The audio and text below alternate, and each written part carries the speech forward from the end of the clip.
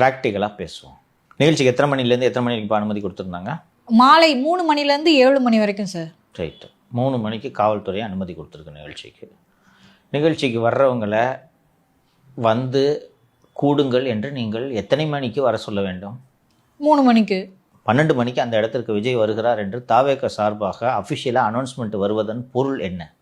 அதை யார் sir announce பண்ணது? தாவேக அஃபிஷியல் ஹேண்டில் வந்திருக்கு, பேப்பரில் விளம்பரம் வந்திருக்கு.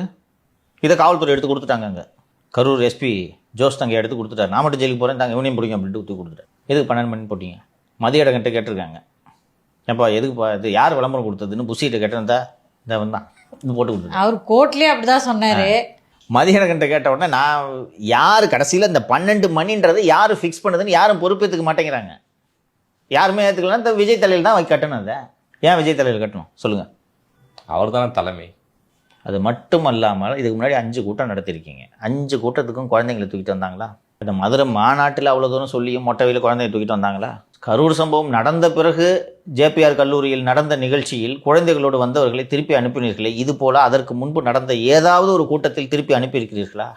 விஜய் கூட்டத்துக்கு குழந்தைகளோடு வந்தவர்களை திருப்பி அனுப்பினார்கள் என்ற செய்தி தெரிந்தால் குழந்தையோடு வரமாட்டார்கள் அல்லவா?